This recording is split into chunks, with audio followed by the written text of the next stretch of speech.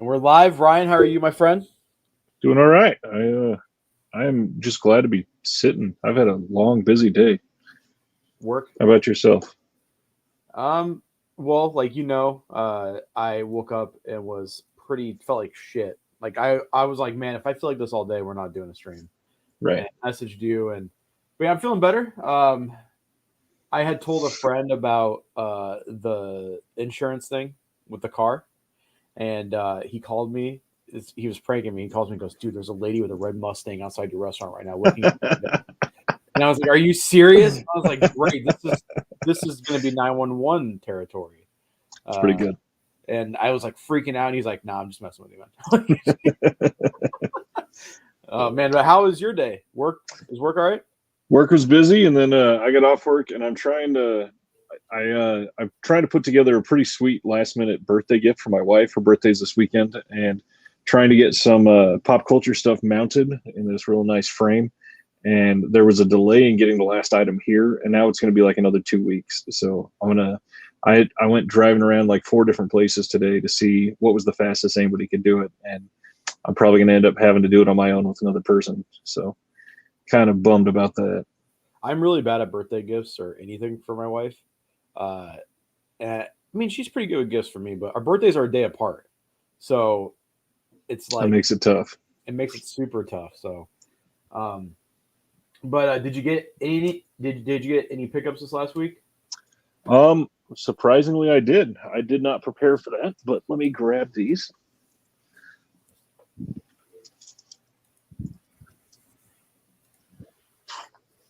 I had is it just 2? Oh no, there's 3, and one of them is your favorite. I had 3 lagging from the Criterion sale that I got from Amazon. First one was Cassavetes Love Streams. How do you like Cassavetes?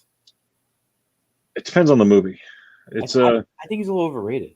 Again, it depends on the movie. Yeah. It's very take it or leave it.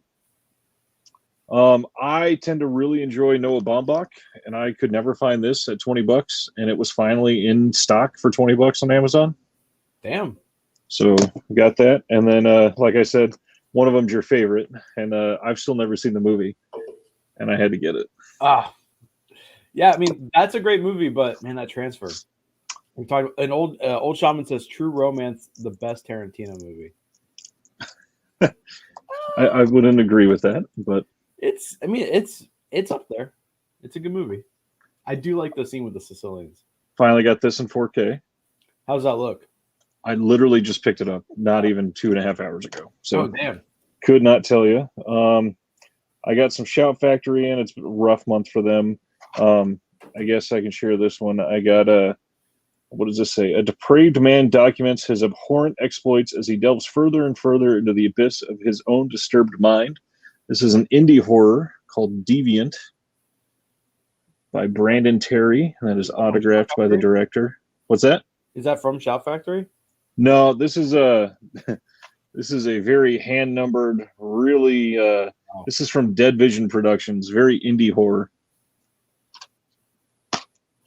But got a couple from them, and then my Shout Factory. It's a rough month for them. I got the Oh God collection with George Burns. Why has it been a rough month for them? August is their lightest release month of the year that they've had releases in, at least. Okay.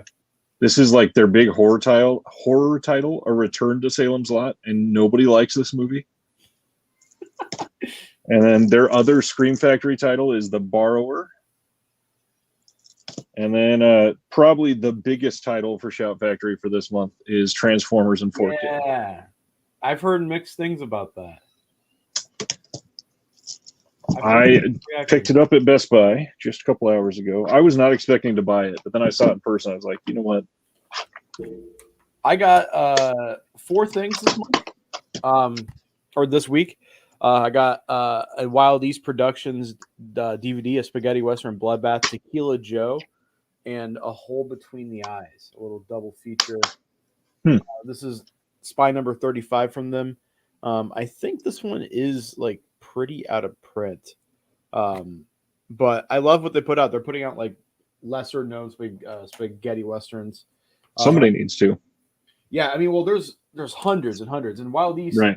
I did that video on the samurai movies, and I mentioned them because they were putting out, like, they're very hyper focused on spaghetti westerns, but then they also have a Eurocrime sub part that they put out, like a handful of Eurocrime stuff. A lot of it has been reprinted now, like Violent Professionals.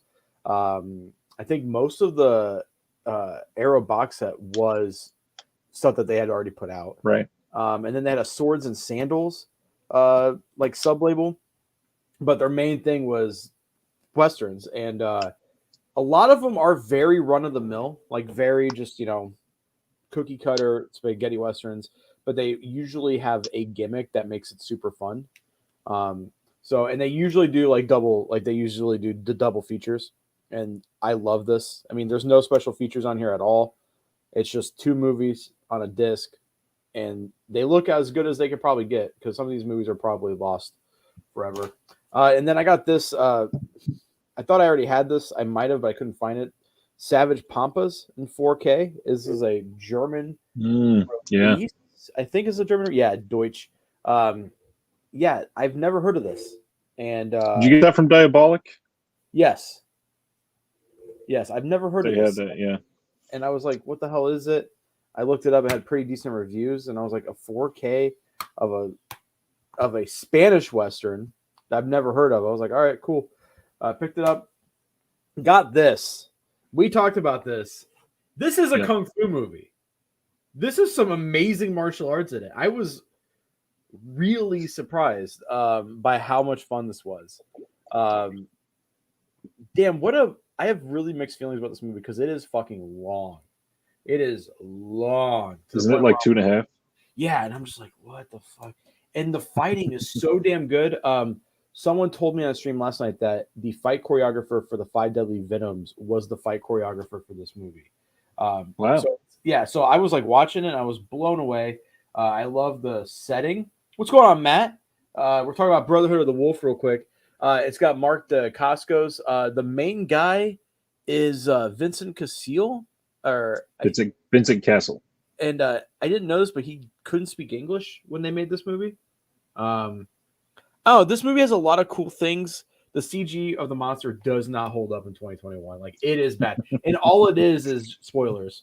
All it is a lion that some dude had put metal on, like body armor on, and it looks cool. I would love to see them remake this movie because it is a perfect example of one that could have a remake.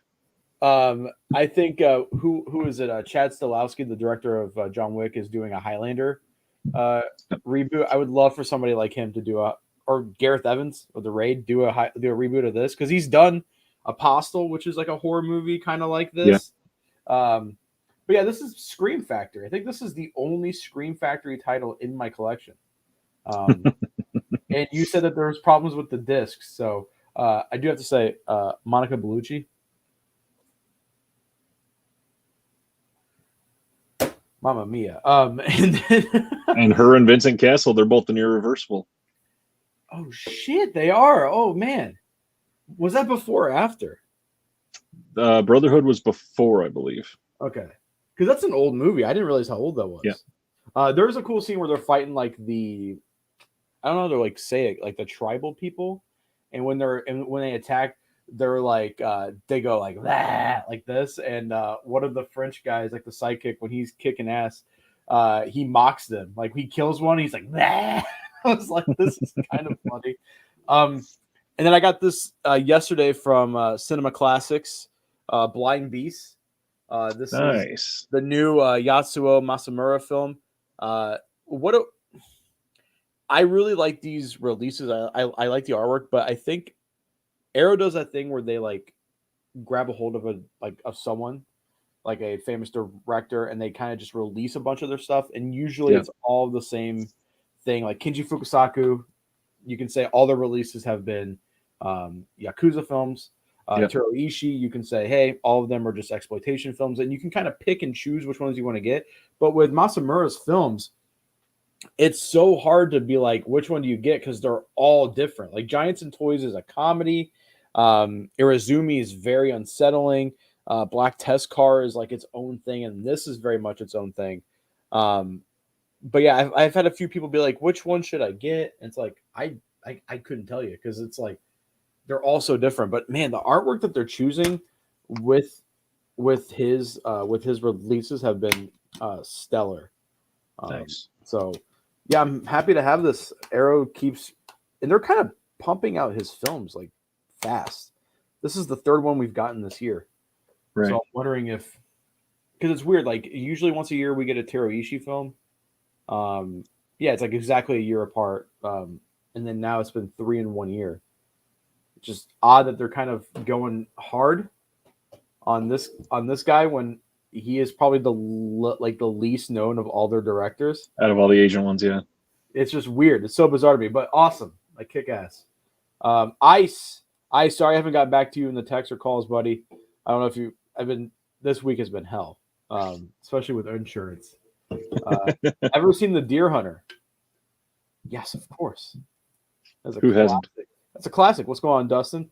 That new Deer Hunter Steelbook is freaking nice. What do you mean? Why? Let me see. It is really nice art, in my opinion. It's a 4K Steelbook, I believe, and I think it's European. I think it's Zavi exclusive, if I'm remembering right. That popped up on Google. Ooh, that is just a picture of a deer with a gun to its head. Yeah, that is amazing. By the way, your samurai video was really, really nice. Really? Thank you. Yeah. Thank you. I like caught myself just being like, this movie's good. This movie's good. It's just like, you can't really, I mean, samurai movies, my favorite genre is all blend together. So it's just like, that's why they're my favorite genres. Oh, Dustin also picked up Blind Beast. Awesome, man. This is a great release. Yeah, I mean and they're doing booklets too and everything for all these, which is just rad. A lot of nudity in this film, so except for Giants and Toys. I think Giants and Toys was supposed to be a family movie. I wouldn't watch it with my kid, but so have you watched anything this week? Surprisingly, I watched a ton of stuff. So I actually I knew that we were going to talk about that, so I went and got most of them out that I could, and I kind of ordered them from fairly okay to pretty great.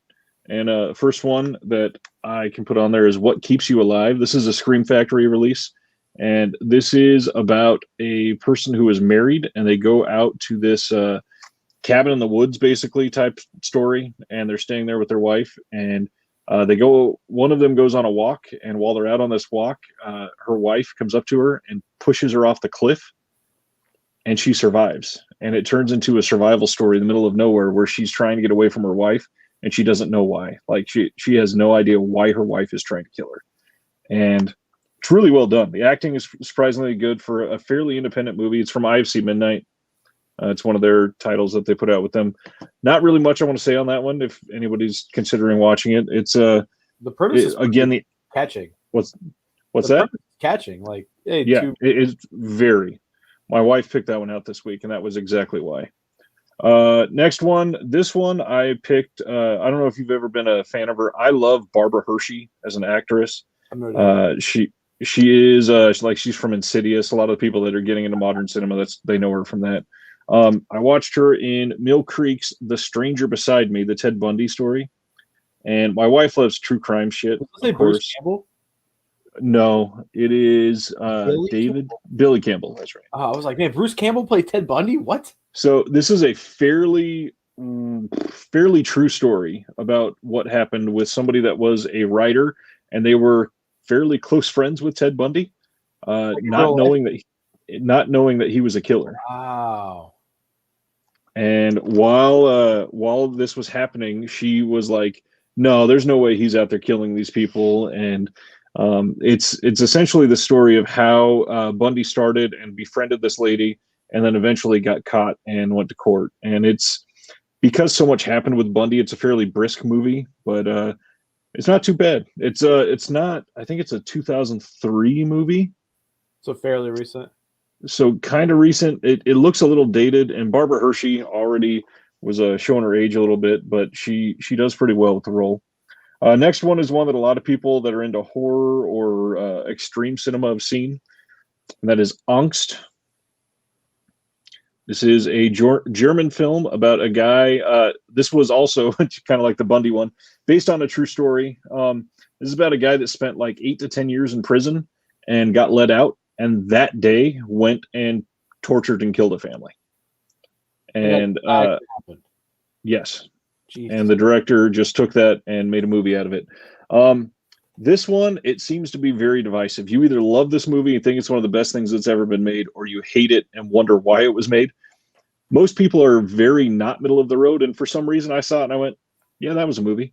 I have nothing against it, but I don't know. Maybe I just went in expecting too much. It did not seem to have a whole lot of plot. It was acted very well. Some of the stuff was pretty horrific, but other than that, I don't know. I wanted more out of it. And then one that is probably right in time for you to be a child when this originally came out. I revisited this again and forgot how goddamn funny it was. For my family movie night this week, I picked Mouse Hunt. And this movie is freaking hilarious. Is it good? Oh yeah, it is. I literally gave this a 4-star on Letterboxd. It starts off super slow. Like it takes like 20 minutes to get into it. But once, by the way, the story is about these two brothers. Their father dies and he owns a string company.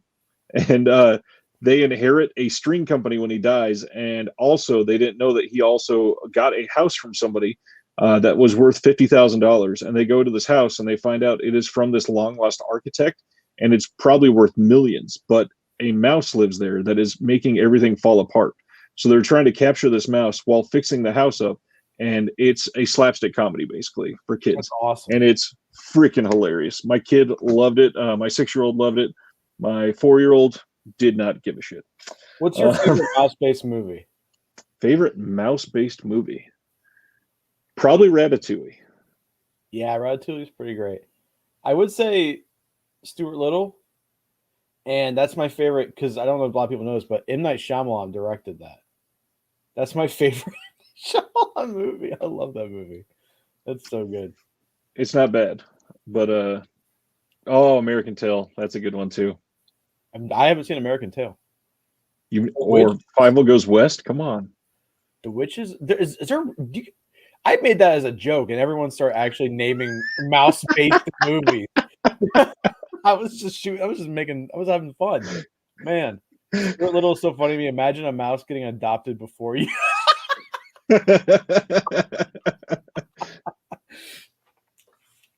What else did you watch? To shift gears to go for the dramatic, after Mouse Hunt, I finally watched Lady Bird. So good. And this movie hit me so odd.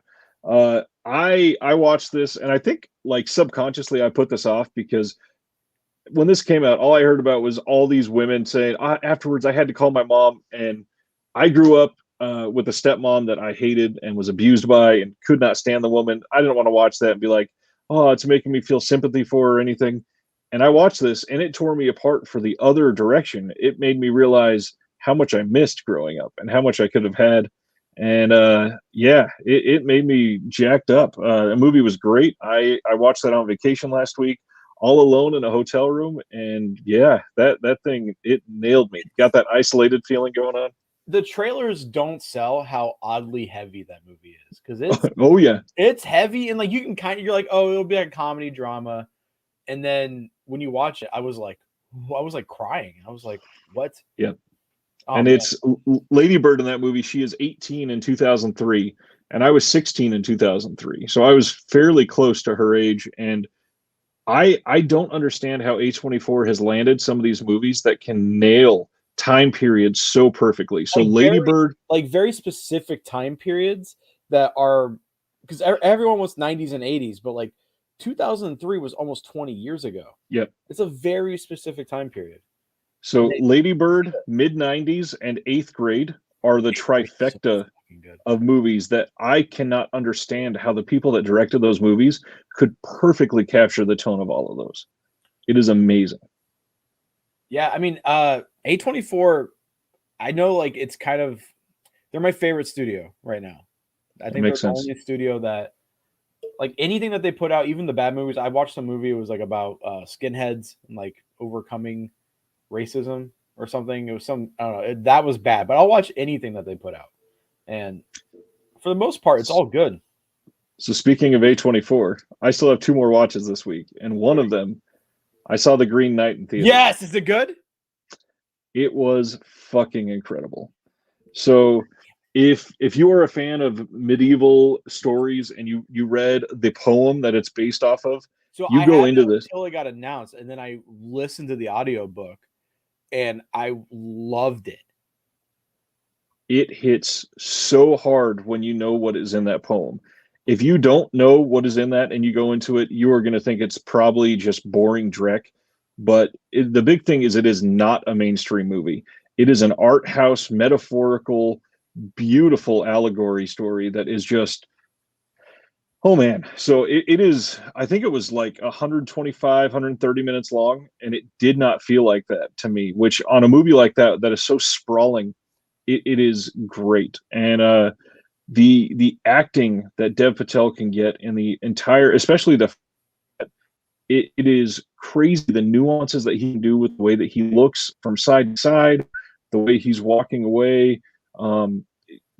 There's so much I want to be able to say, but I don't want to spoil it. And I know it's brand new for everybody. It is, if you have read that poem, please see The Green Knight. And it has been confirmed it is getting a 4K release. And it is only the 20th for one night only on Wednesday. I think it's a Wednesday at like 9 p.m. just randomly. Something like that. So for $20, I mean, I'm gonna be at work, so I'm gonna try to watch it. But it's the one movie where I really want to see it, but I still have yet to go to a movie theater.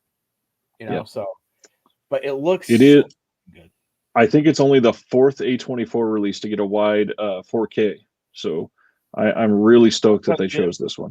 Wait, Uncut Gems? Does that have a 4K? No, Uncut Gems did not get a 4K. The Witch did, Hereditary did, and Moonlight did.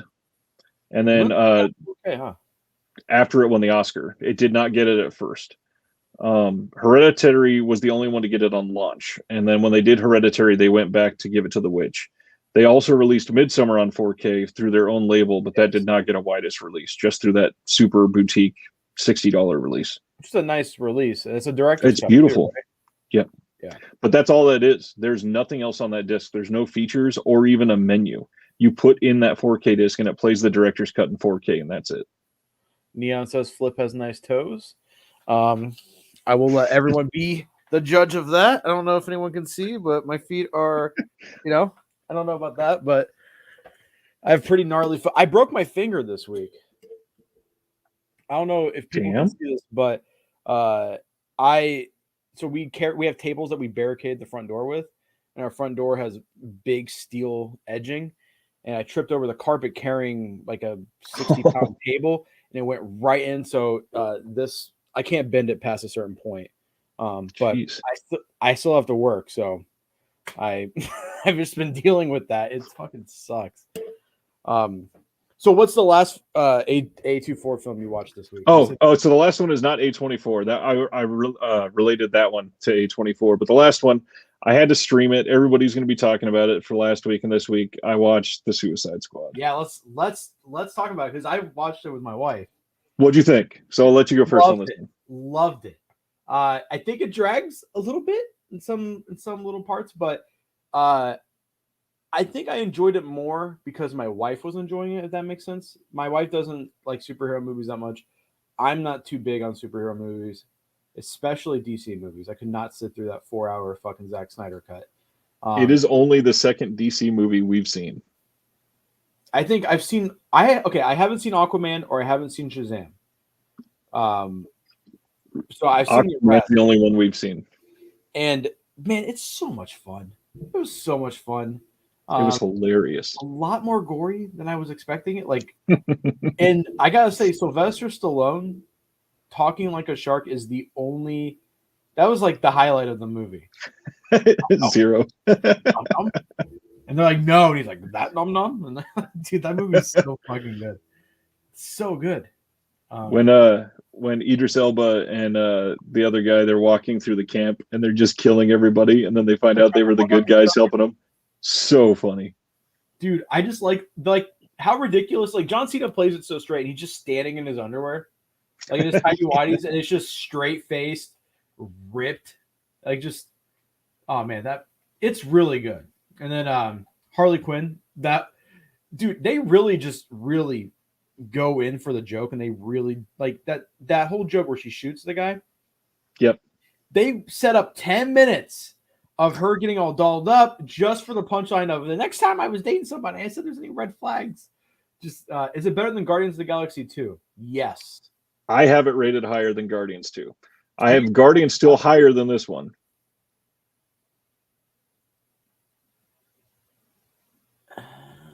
I would say this one, for me, I think I like this more than Guardians 1. But it's so weird. I mean, not to like shit on James Gunn, but it's so weird that a guy who I don't even think he has like 10 films under his belt. Like he has like so much, what's the word I'm looking for? So much equity, I guess, in like the film industry. He's able to like, I mean, he made a Polka Dot Man a main character in this movie, which was great, which was James Gunn in a wig, right? The mom he sees. Isn't that James? Oh, no. Who is that? It's literally just some random woman. I thought it was a guy. No, she's credited in the movie. Oh, poor girl. I'm sorry. I thought that you were an ugly man.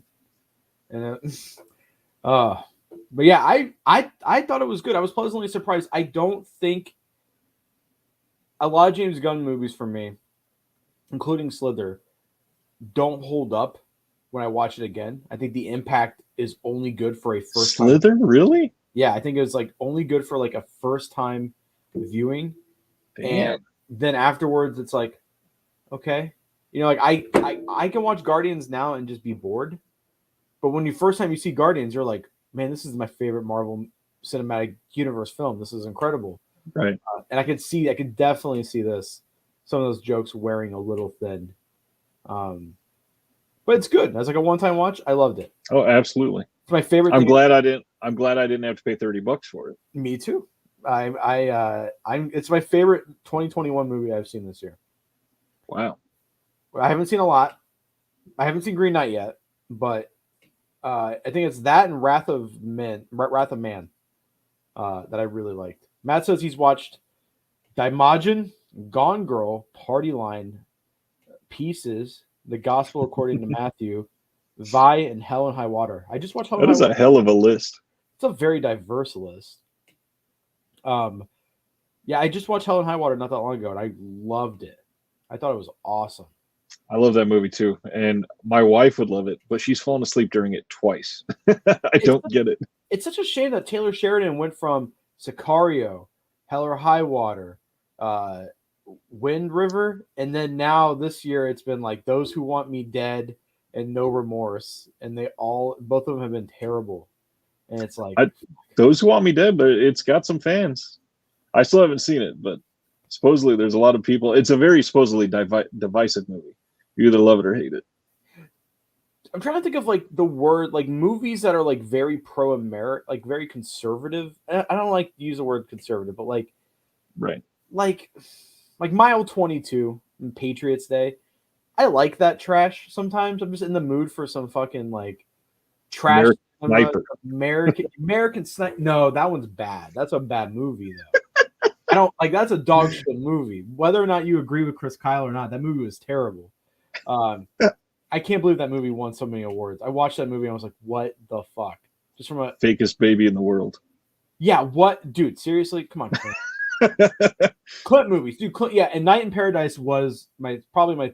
Actually, you know what? You're right. Night in Paradise is my second favorite. So it goes Suicide Squad, Night in Paradise, Wrath of Man. But yeah, I love Clint Eastwood movies. I'll watch all of them. I thought The Mule was great. Clint's actually pretty diverse. Have you ever gone through his directing catalog? Didn't we talk about Clint last week? I think so too, but I don't know. I watched some Clint this week, but What I watched this week, Suicide Squad, which we already talked about. Love that movie. I watched a thing called The Silver Spear 2 nights ago. It's one of those Venom Mob films. I don't know why I picked that one. It's a super unknown Thai kung fu movie. But I just wanted to watch some fights, and I didn't want to watch a whole movie. And they have a feature called Show Me the Fights, and they just play the fight scenes.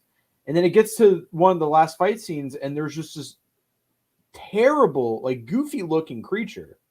It's a dude painted like light gray green, white hair, and he's got terrible fangs. And I was like, okay, I need to see this whole thing to see where they get to this monster. And then as I was watching it, I restarted the whole thing and watched it, and they never explain it. It just shows up. So I might as well have just watched the fight scenes and just left it at that.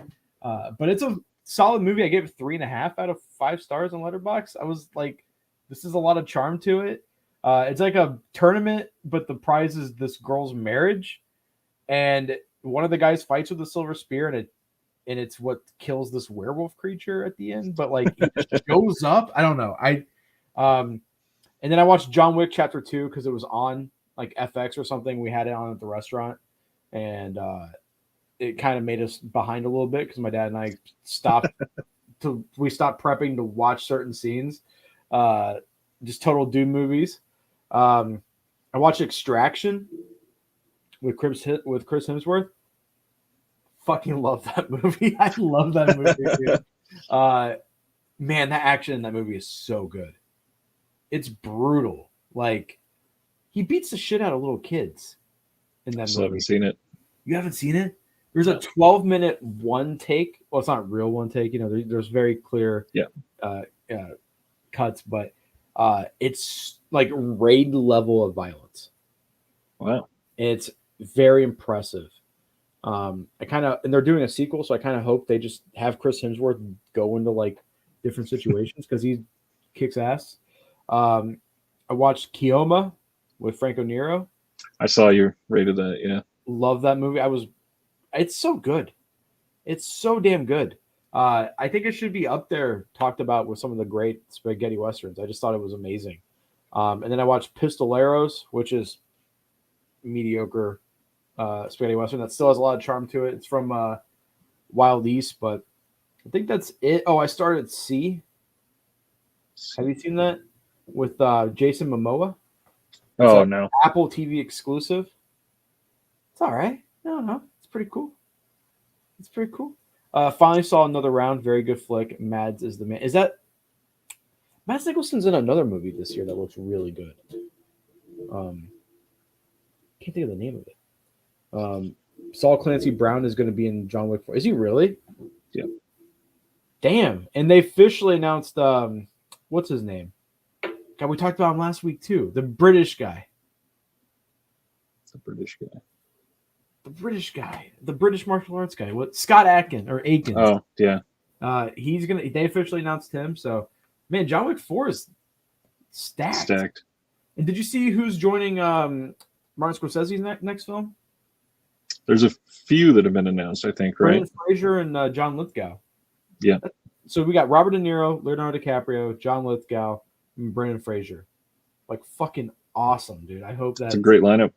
I hope it's good. And what do you think of the Tony Soprano movie coming out? I'm excited for Italian Boy Summer. Honestly, I think it's going to be. I just hope it's good. I love The Sopranos. It all started with Luca. I just can't let you forget that. It started with Luca. It did start with Luca, and then Italy won the World Cup.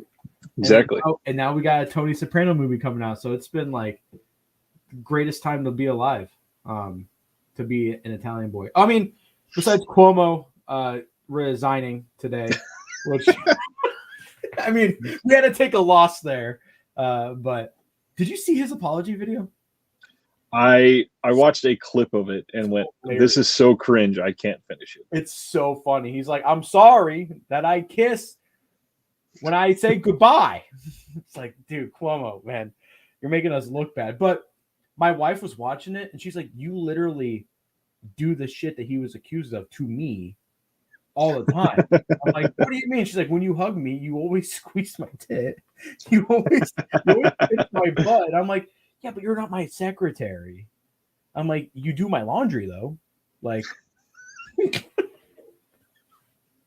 my mom was one of those idiots that was like, I'm a Cuomo-sexual. She was just so excited that like between Fauci and Cuomo, we were like, oh, two good Italians. And man, what the fuck?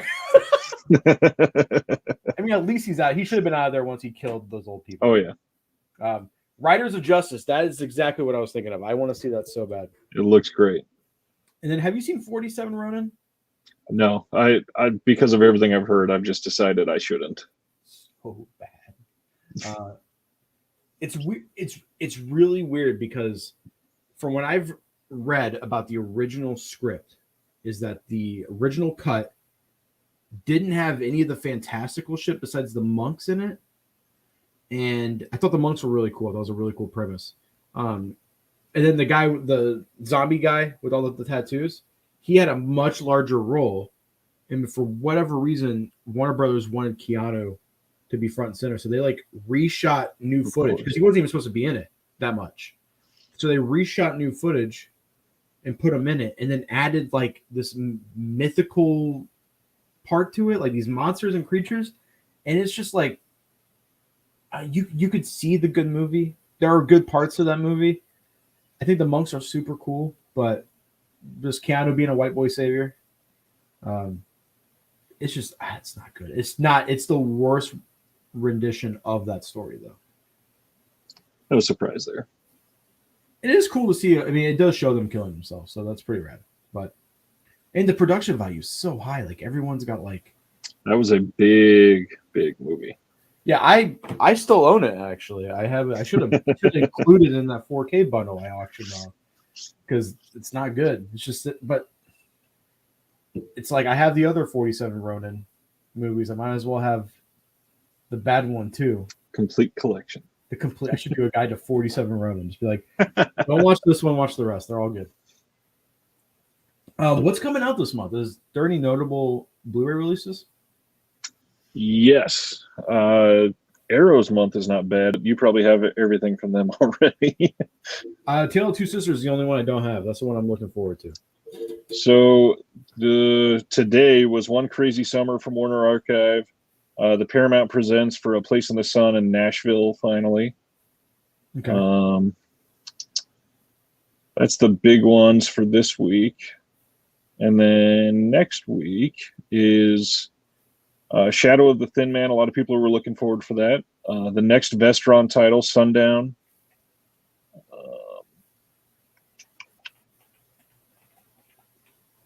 And then on the 24th is the next Blue Underground 4K, Two Evil Eyes. Then Arrow's Cat o' Nine Tails 4K, Overboard from Severin. Evil Dead Trap, that's a big one. That's a big Asian movie.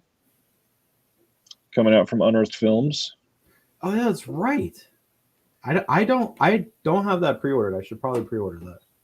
I think it is here in another box that I've yet to open.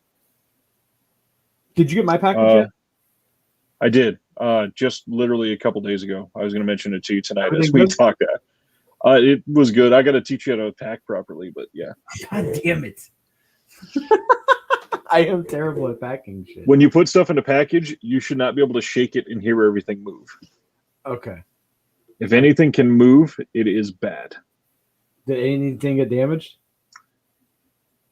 I'll say no. God damn it. But did you see all the stuff I threw in? Did you get it? I was going to bring that that up. To watch Master of the Flying Guillotine. At least watch it this sir. week so we can talk about how dumb that movie is. Asian Movie Enthusiast says Evil Dead Trap has a fantastic score. Speaking of Asian Movie Enthusiast, I have been binging through a lot of his old videos from like 2018 and 19, going through some of the Asian horror movies. Thanks for the content in retrospective. I love them. Thank you so much. I go back and use his.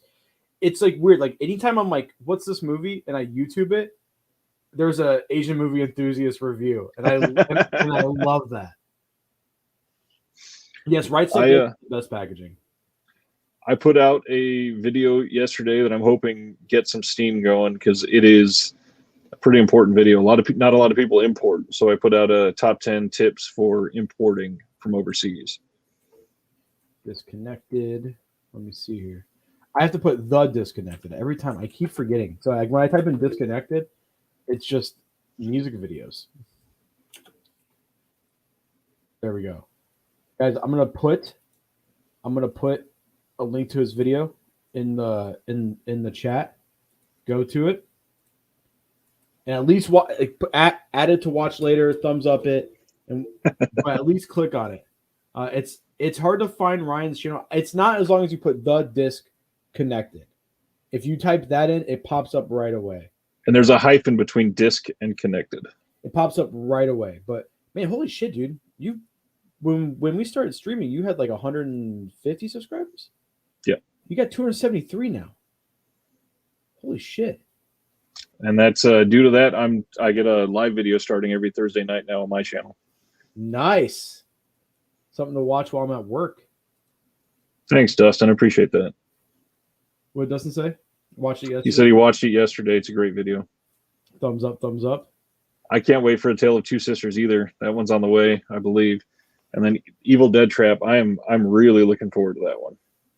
I think this month is a little light for me, but then September on, it's going to be an expensive fall.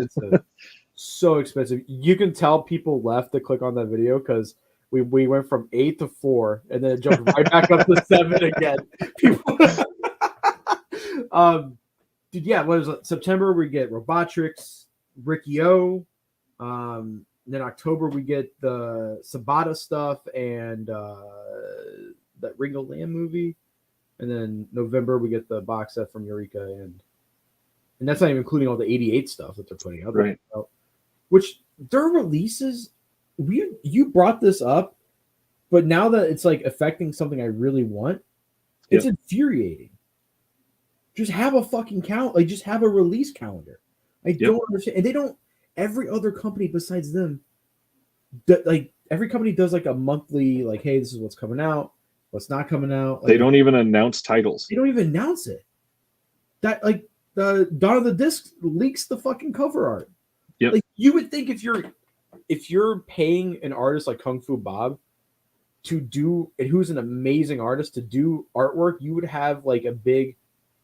They even kind of kerfuffled the whole America release announcement. They teased Human Lanterns with the, and then they did. Like, it's just like, come on, who the fuck is running the guys? Hire me. And you know what's crazy is they're still selling out of limited edition stuff before it even streets, which is insanity. Imagine if they had an actual like good marketing behind their company. Dude, guys, 88 Films, if you're watching, hire me to do your PR. I could do a great job. I do it with the pizza place. Dude, people not to shit on people, but people are like sheeps. We'll post a picture. Like, for instance, we've had thick crust since we've opened 30 years. I post a picture of thick crust for the last 3 weeks. We've almost every order has been a thick crust, and everyone goes, "I didn't know you had one." It's like, yeah, when was that added to the menu? 30 years ago. Great. It's so yeah. Could you imagine if they were like, "Hey, August we have Violent Professionals, Orgy Nuns or Zombie Orgy Nuns, whatever the fuck their movies are, and Sabat or whatever, just whatever." And here's the dates. Here's when it's coming out. Instead of being like, is Disciples of Shaolin and Flag of Iron coming out on the same day? And then Diabolic seems to not know either, because I messaged them on Instagram like, will you guys be carrying this? And they were like, yes. And I was like, when? And they were like, whenever it's in. And I'm like, someday. What the fuck? The Ricky O thing is what really brought it to my attention, because they posted a little snippet of the artwork from Ricky's face, and it was so clear who it was and what it was going to be, and they were like, guess what's coming? And then that was it. And then like 6 weeks later, they were like, here's a pre-order link for Amazon to order Ricky O limited edition. No announcement, nothing like that. Then it's not even available from their site, and you're saying go buy it on Amazon. Also, what? because I really wanted to get that in Robotrix because I missed out on Ghost Story, which whatever. Well, there's a standard release now and it even has a slip too. Was that announced? I think they said it would be available later. It wasn't announced. The first time I've heard of it, and it's out. Orbit has it right now. What the fuck? But I was talking to Terracotta and I was like, hey, will you guys? Because I love ordering from them. Great customer service. That's where I pre-ordered. Yeah, that's where I pre-ordered too. Because I messaged them and I said, hey, will you guys be carrying these 2 releases? And oh no, what are you doing in here? Come here. Yeah. What are you doing in here? Hey, will you say what's up, Brian? Say what's going on? Hey, what is your favorite movie? Can you say Seven Samurai? Seven Samurai. Yeah, that's what's up, baby. Oh no. Can I have a kiss? Oh no. No, Mommy give me water. Mommy's getting you water? Yeah. Okay, we'll go back to bed, baby. Okay. Love you. Mommy get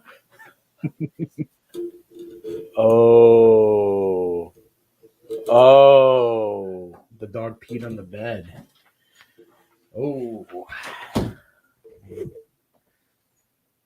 Well, good thing I don't got cleaning up.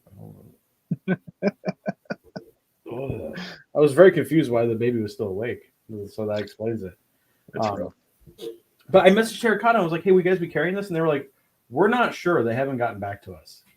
And then a few days later, they were like, "Hey, by the way, it's up for pre-order. We don't know how many we'll be able to get, so pre-order ASAP." So it seems like they're just a poorly managed company. And still selling 4,000 copies. Yeah, still selling out of erotic Ghost Story. That blew my mind, honestly. I thought I could wait a month, 2 months. I thought I could wait a year, honestly. And then I still can't believe we got that before we got a Chinese Ghost Story. That needs a good release. I'm sure we'll get something, but man, they need to do something because you're right. Like I don't even know when they're Jackie Chan's films. Like they don't even like really promote those.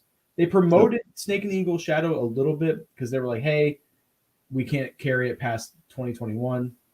Yeah, and I was so confused with the Riccio release. It took me a while to find the damn thing. Yeah, it's like Amazon UK leaks it, and then have you noticed that?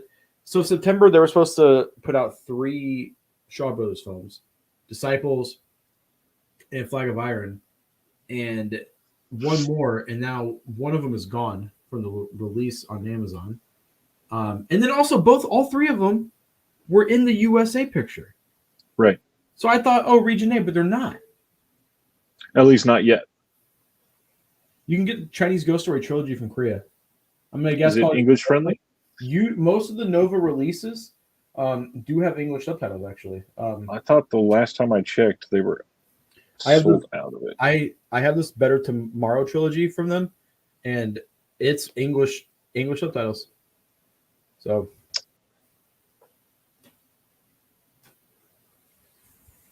Yeah, because they have some great titles too. Like, is the Violent Professional sold out? No. It did seem kind of surprising. Like they were just like, oh hey, by the way, we have 2 Van Damme movies coming out next week. Like no hype up. Just here's a link to them. It's like, and they had already been available from Amazon UK for like 6 weeks. By the time they said that. I just went to the Diabolic pre-orders. 7 Seal has a 4K coming from BFI. Wow. Yep, they announced that on Friday. I hope that looks great. And what's up with the Andy Milligan Standard Edition? $140. It's right in line with what the Severin release was the first time. It's just it's like a retail release where you can buy it everywhere because when they first had it, you could only get it from Severin. And then I think they gave Diabolic some of them. I am saving this link right now. That's a lot of money. I do want to get Deadlock on 4K. Yeah, I need to throw that one in. Violent Professionals Limited Edition is still in stock at Diabolic. Ooh. And at if you get that at Orbit and with the other title we were just talking about, Erotic Ghost Story, if you get one more, you get free shipping. It's like I already own Violent Professional, and I like it, but do I like it enough to spend another $35 for a nice box? It's a super nice box, though. I might rewatch it tonight, and if I really enjoy it, I'll buy it. But what the fuck is Shiver of the Vampire limited edition? Media book? Why don't we get more media books in the States? Why is that a very European thing? It's mostly a German thing. Yeah, very German thing. I like it. I think it's super rad. Some of them are nice. I think obviously they'd be a lot better if they weren't in German. All the ones I have are all in German. I have the new Godfathers, and that has a section of the book in English. They just did a release. Kung Fu Bob did the artwork for it. The Golden Mask by Shaw, and it's a really good movie. I'm thinking about importing it because one, it's got fucking Kung Fu Bob's artwork on it, and it has English subtitles. So I've got a bunch of media books. I love them. I just wish I spoke the language. So I say that they don't sell here. That sucks. The Chinese Ghost Story didn't. He's saying it'll be cheaper during the winter sale. That's December usually, right, Ice? I think it's the entire month of December usually. There's that whole link. I don't know why I clicked on that message. The whole. I've got it. It's showing us $50 right now. It's not terrible, but then shipping will be like $30. That's true. If you could, there's a couple of eBay sellers that sell Nova stuff on eBay, and usually they have free shipping worldwide. Like whenever I want to buy something, I just look up it on eBay. I'm also thinking of starting another Facebook group for people to essentially group buy from importers. That's smart. That's actually smart. You should do that. Now that we've got a little community going. We should do that because I would love to import some of this shit and not be the only one paying $30. Exactly. Everyone chips in $5. Or feel forced to buy 4 or 5 titles to make it worth the money. And then not even liking all of them, just liking the one that you really like. Yeah. I was gonna like I said, I was gonna get the Golden Mask, and Amazon used to just free international shipping, or it was or not free but like cheap. Now it's like £12. Like $27 to ship from Germany for that. I was like, what? No way. No way. And there's only 5 left too. I use Media Psychos, but for Discino stuff only. What is Media Psychos? Media Psychos is a group buy site. I've been a member for like 4 years and I've never used it. I really should. That's where like a lot of the big one-clicks will sell. People will claim them on Media Psychos or High Def Ninja. And when they finally go on wide release, they'll be sold out in like 15 seconds because 95% of the copies were reserved in group buys. I don't like that. I don't know why. I just don't. It kind of rubs me the wrong way. Are they official releases? Because there was a super nice Lighthouse edition. I'll show one. This is one of the one-clicks that came from over there. I love this fucking movie, but it has 3 different copies of the same movie. And I mean, I think, I've got this one open. They are full slips. This one's a lenticular. And then it comes with this little, like, there is a book, but there's also like a poster in some of them, stickers in some of them. There's like goodies. And then it's a full edition? Yes. Okay. And then this is a full embossed steelbook and everything. For the nice guys. Yep. And every single box is the same. It just has the movie in it. No, not every box is the same. So they've all got different art, and that's the thing. Is it's basically packaging variants. But if you buy the one click, it's called a one click because you can buy all 3 kinds in one click, and it comes in this one big box. There's the third one. I've never seen that movie. Oh, you would love this movie. This is a very Flip movie. Really? Oh yeah, very Flip Is movie. it new? God, no, it's like 2015, I want to say 2014, something like that. Because that's Russell Crowe, right? Russell Crowe, Ryan Gosling, directed by Shane Black. Okay. Before Yeah, Predator? it's great. Yes, it was his release before Predator. Yeah, and you don't have to buy the one click. Like I said, you could buy just one of them, and it's literally like a third of the price. How much was that total? This normally on release, these are like $120, and I got this for 50% off, I believe, during one of the Nova Media winter sale. Oh, that's a Nova release? Yeah, I believe so. Yeah, Beyond, yeah. Wow. Damn, that's a lot of money for a single movie. But if you really like that movie, then that's cool to have every variant. It is. There's a And Stephen Kelly, just want to say I saw your comment. Thank you. I'm glad you liked it. And Split Second, it's a great release. Split Second. Is that the monster movie? Kind of. It is. MVD put that out, right? Yep. I think I have that. It is this one. Yeah. Yes. That movie is fucking weird. It's good. It's fun. And I think right after MVD put it out, I think 101 Films or somebody like that put it out in the UK. Like when you showed that, I was like, man, I can't believe you spent that much money on one movie. But I've been eyeing a like $200 Steelbook version of the Raid 1 and 2. And it's got like 4 different copies for each movie. And I'm like, man, that'd be cool. But what do you do with Steelbooks? Yeah. I don't know what to do with them. Do I hang them on the wall? I've got a lot of them displayed. Really? Yep. So let me see if I can angle this. All those are Steelbooks. Okay. They're on acrylic shelves. And then we were talking about superhero movies. I actually love the Marvel Universe. And what a nerd. There's all of them up there. That's pretty. See, that's something I would do. That's cool. That's what I want to do. Yeah. I think I'm going to hunt down John Wick, The Raid, and 13 Assassins. Blade I also have the Alex Ross Universal Monsters Steelbooks. I didn't know Alex Ross did art for that. That's awesome. Yeah, he did 7 of them, and I've got all 7 of them mounted above my door on 2 shelves next to each other. That's rad. Alex Ross is incredible. He did God, what was it? He did, I think, Ultraman stuff. Oh no, Gatchaman. He did some Gatchaman stuff, and it looks amazing. He's awesome.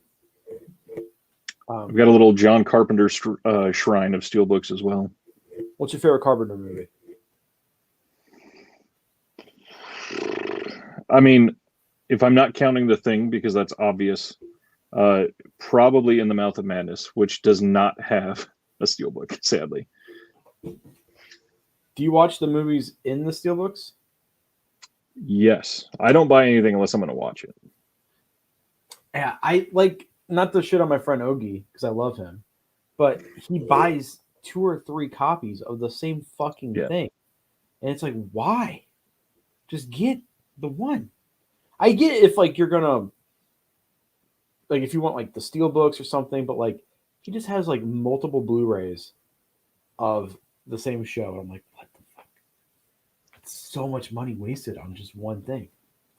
But the only thing that is different on that front, like John Carpenter, like They Live, I think I have 5 copies of that movie, and I'll probably only ever watch one of them because it's in 4K.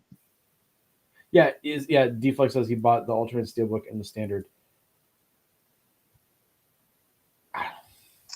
See, that one I kind of get on Ultraman, because if you're a Steelbook guy or person, the Steelbooks are really nice, but then the standards, they all have that flowing mural artwork on the spines. That's so true. It's super nice. I do have a gripe to pick with Mill Creek regarding the Ultraman stuff, is that all of them have been Blu-rays, and then now, besides Gridman, the next 3 after that, or the next like 4, I believe, 4 or 5, are all DVD only.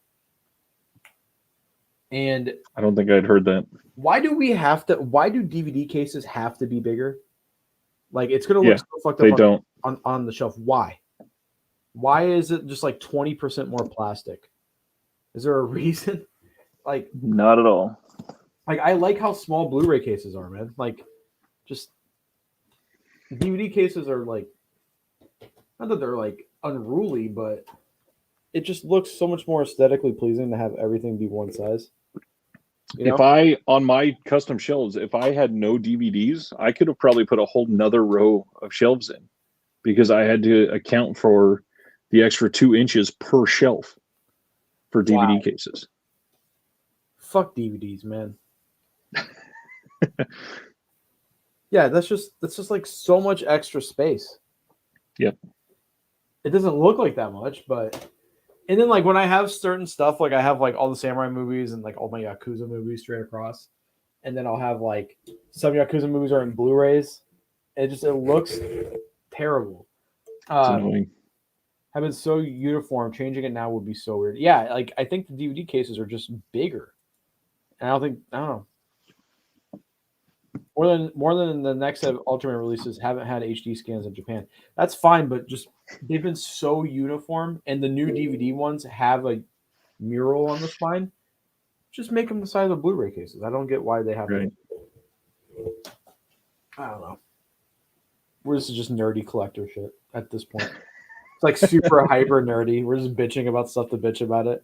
I feel like an Arrow fan. Dude, I saw someone's review of the Vengeance Trails, and he was like, "This box set, the movies are great, but I'm so fucking pissed off because of the spine art." And it's like, I think I know who that is, and I watched his review the other day, and I was so like, it is the smallest thing to gripe about the art being the same for this little tiny square on the side.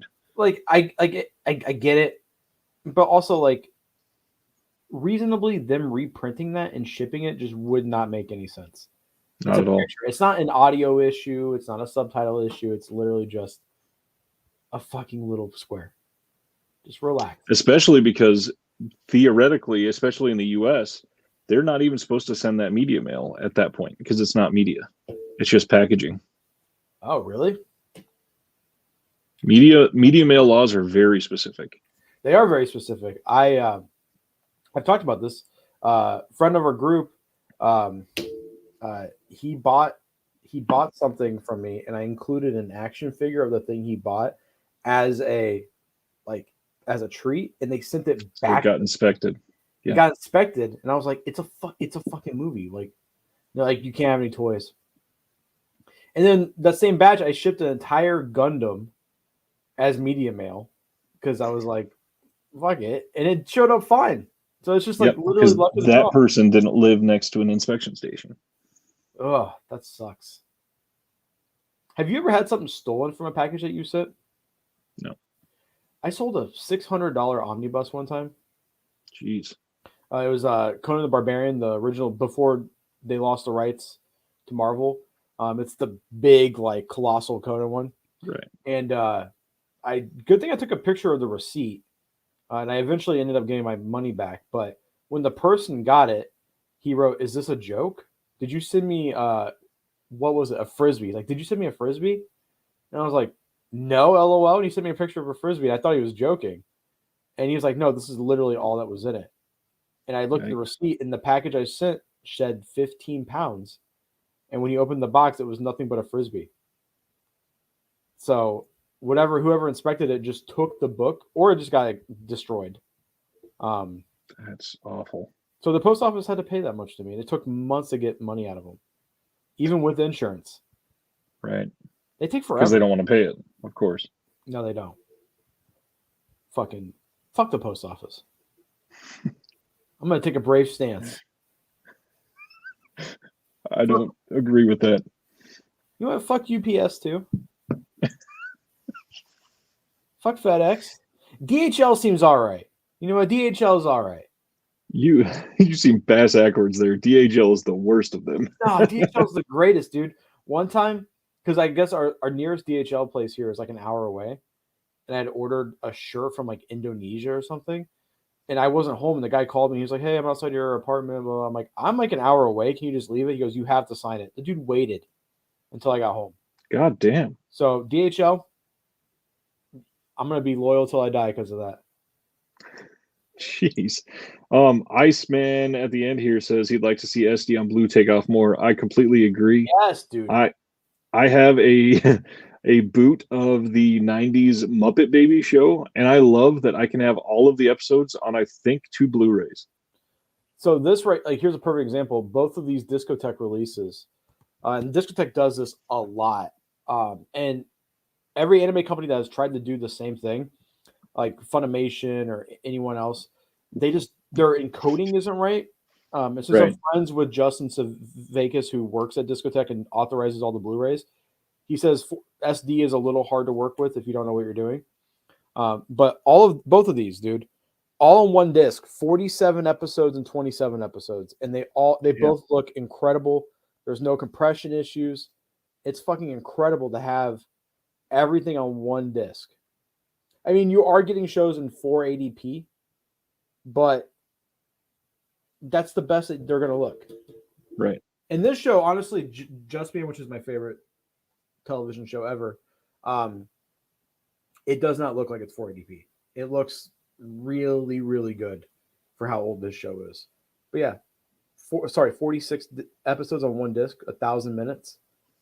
Jeez. It's pretty awesome. Am I getting that cutie, honey? Yes, I am. Discotek's Reborn have 100 episodes in one disc. I think it's 2 discs. I think that one is broken up into 2 disc sets. But still, 50 episodes a disc?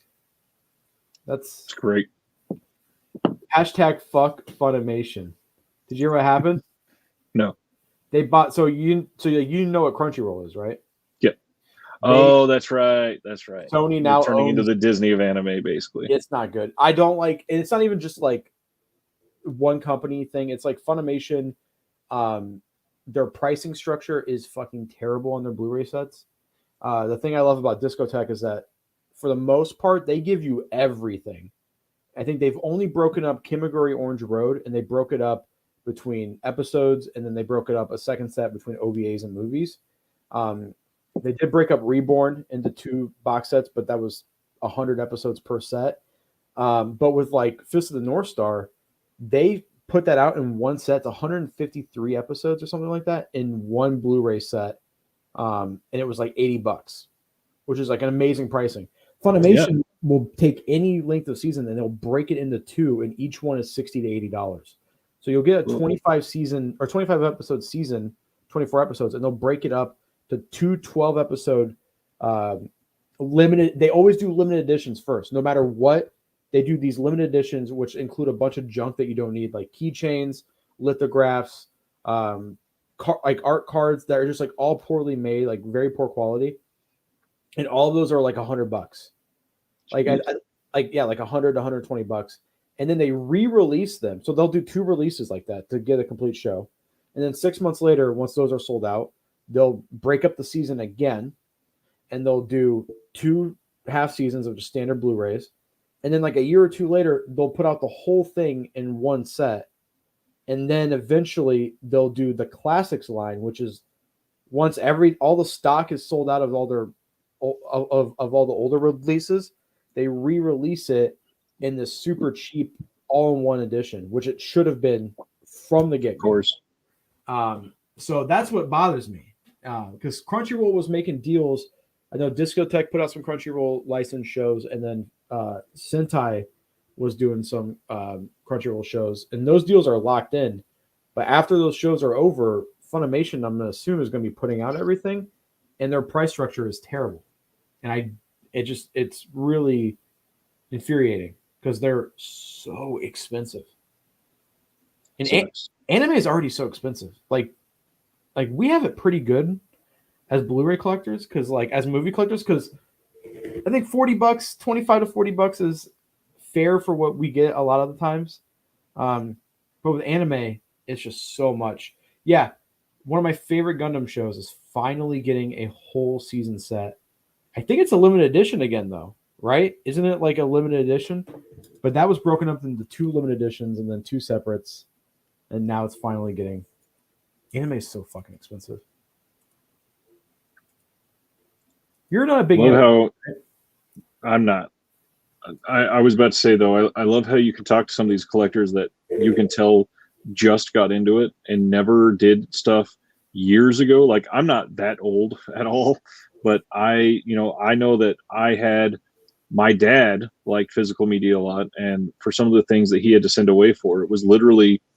I mentioned this in a video I did like a month ago. There were like misspelled catalogs that you would put away for that you would have to send enough postage to get it shipped back to you, and you would have to essentially mail this in an envelope and hope that you got something in like 6 months, and it was still super expensive, like $80 for a bootleg VHS, or some of those laser discs on release that were literally $100.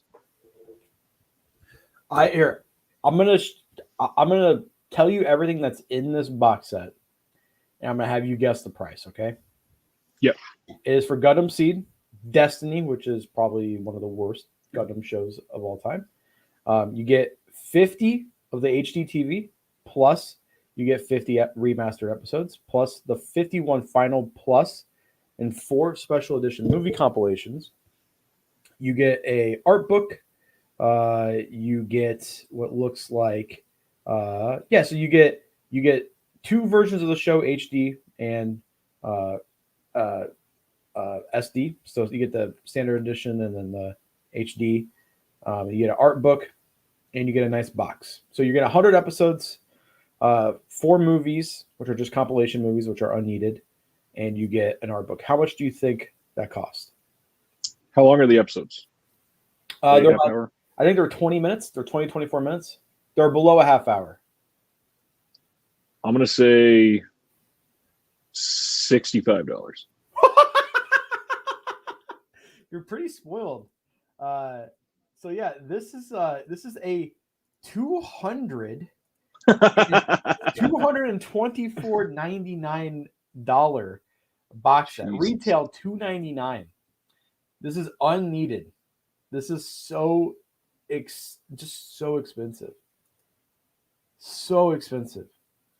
And I think this is a Right Stuff exclusive, so you can't buy that literally anywhere else. So when it says retail $300, trying to find like look, they have porn here too. Trying to find like a half a season.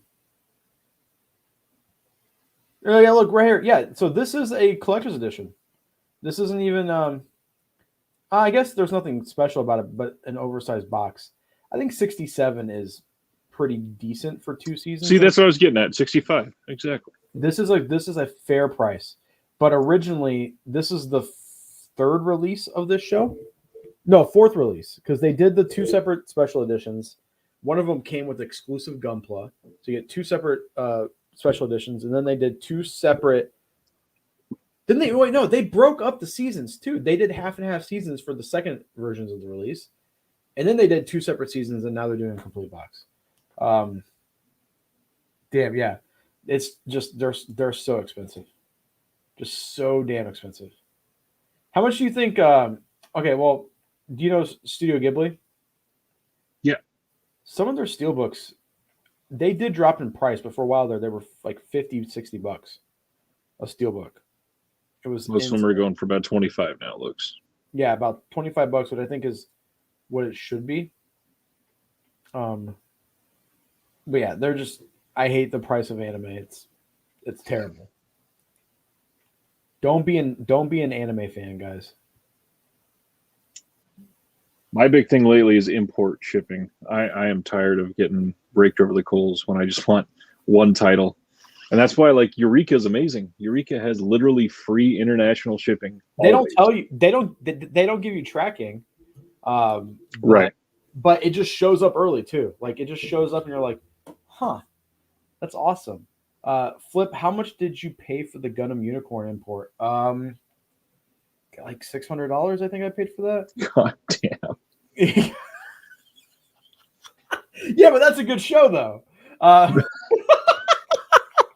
No, that was a super. So it's my favorite Gundam show, and it was a super special shaped box. It came with the theatrical version of the of the show and the TV show, all dubbed with English subtitles, and then it came with an exclusive Gunpla that you couldn't get anywhere else. And I didn't build that Gunpla. I ended up selling that Gunpla for the price of what I paid for the box, because that Gunpla was super sought after. And then I sold the box eventually, so I made a profit off of that. Yeah, Japan's anime pricing is insane. Like Kamen Rider Blu-rays go for like they break up each season into 3 Blu-rays, three to 4 Blu-ray box sets, and each one's $120 US. Jeez. And then there was the Legend of Galactic Heroes box set, which was $799. They do, Japanese encoding is insane. It's like, it's insane. Yeah, you should pick up some discotheque titles, man. You should get into some anime. I think they're the best priced company. They're just like I said, I've got Perfect Blue, and I still need to watch it. You need to get Sword of the Stranger and Ninja Scroll. You should get those. I think this is pretty violent. I was gonna say you should watch this with the kids, but it looks like a kids movie, but it is pretty gruesome. Yeah, you're not a big anime guy, right? No. Even like I know, well, I don't know because I'm not in the scene. I don't know if it's looked down on by a lot of people, but I know and the people I talk to, they've loved Castlevania on Netflix. Love Castlevania. And okay, so it's good supposedly. I watched like the first episode and a half, and I could not watch anymore. Really? Yeah. But that's not anime. I think that was American Studio. It's just a cartoon. Probably. I do hate that every Netflix cartoon just has a look to it. Like Yep. I do not like that. Even their anime just looks kind of Castlevania is great. I thought that was a good show. Yeah, we need to get you some anime. I'm gonna send you like an anime starter pack. It'll be worth like $14,000 for some reason. You'll be like, wow, this box set's amazing. It's 2 movies. I spent my life savings on that, so and it's 14,000 episodes. I think it's One Piece that has over 1,000 episodes now. Jesus.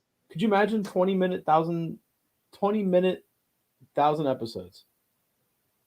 That's a lot. Oh, Vampire Hunter D Bloodlust is great. That's another good movie. Blade 2, oddly enough, took a lot of inspiration from the character designs from that anime. Blade 2 is the best Marvel movie. That's an opinion. It's the correct opinion. I mean, have you seen Howard the Duck? Is that a Marvel Cinematic Universe movie? Blade 2 isn't either. That's true. Do you think I'll ever add Blade?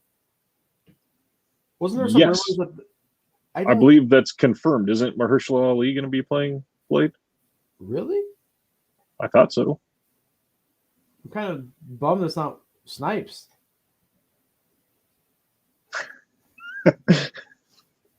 I'm not joking. I don't know why that's a meme. I love Blade, dude. Blade's amazing. Yeah, Snipes would be great, especially after his mini comeback for Dolomite. Tax evasion. And Nick Cage is still acting. He can too. Yeah, that's true. Yeah, speaking of Nick Cage, Pig is available to rent now. Oh, damn it. So I'm thinking about watching that tonight. You know what's great is I almost went to see Pig, and I chose The Green Knight over that. That's. I'm kind of glad I did. That. I have the umbrella version of Punisher 89 on the way. What is that? Nice. The we've talked about him like 9 times. Thomas Is Jane? it Dolph? I think it's Dolph Lundgren, if I'm remembering right. He was the Punisher? It's been a long time. I'm very tired. Dolph Lundgren was the Punisher? I didn't know that. Let me see if I'm right. Dolph Lundgren, yep. Iceman says Dolph Lundgren. Yep. Imagine having a name like that. You just type it in and automatically. You type in Dolph and it's immediate. Is this what you meant? Yeah, we've talked about Dolph Lundgren before. He's fuck him for being so fucking Just gifted at everything. Way too talented. Tall. He's not a good actor. So, I didn't see. Flex responded there. See, yeah, Mahershala Ali is going to be the new Blade. Whoa. Yeah. How are they going to tie that into the MCU, though? Because Blade's a very violent character. I mean, so is Deadpool. Is he in the MCU, though? Technically, I mean, kind of yes, kind of no. There's references, obviously. And then Fantastic Four is going to be in the MCU. So, could you imagine if they actually did a Fantastic Four movie down right? If they do it? Well, I think they will be, yeah. Who? Shang-Chi's soon, right? Yeah, next month. I'm excited for that. I'm really hoping that that's good. I still haven't seen Black Widow, so I don't feel like paying $30 for any of those. I did. Is it good? It was. I liked it. It seemed like everybody hated it, but I thought it was pretty great. Someone told me that I looked like David Harbour in that movie, and I didn't know how to respond to that. I was like, is that a compliment or is that an insult? Because David Harbour is, depending on the day, he could be a good-looking guy or he could be a fat slum. So it's like, do you see it? Do I look like David Harbour in that movie? I can see it a little bit. I don't know if that's good. Is that good or bad? It's kind of bad.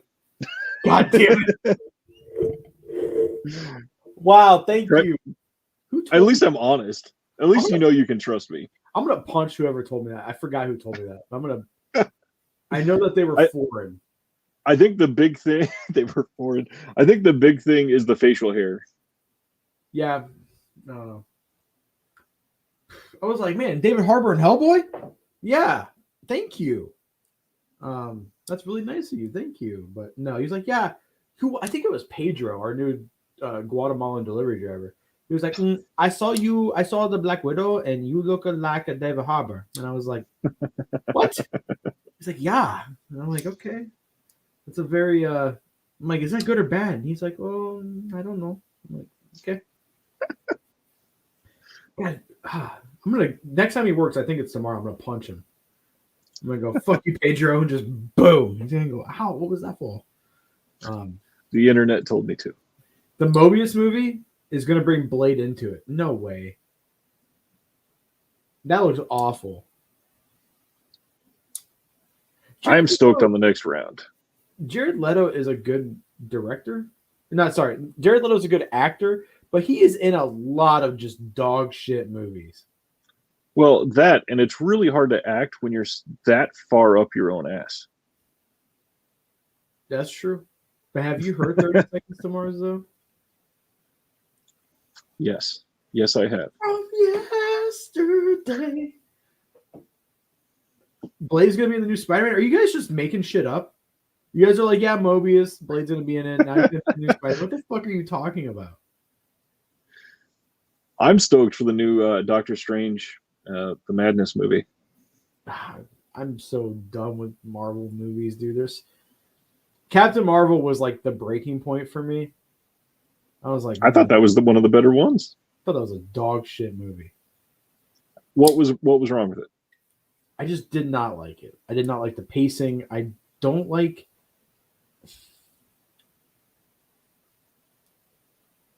I just didn't like that. I don't like that those alien things, whatever they're called. Even in the comics, I didn't like them.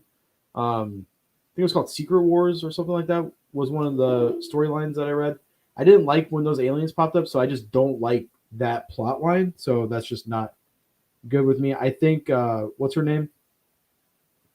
I think she was great. I don't see any problem with her. Brie Larson. That's yeah, Brie. I think she's great, but I don't think that movie was good. Same. It's the exact same feeling I have with Black Panther. It's like I love the actors, but it just wasn't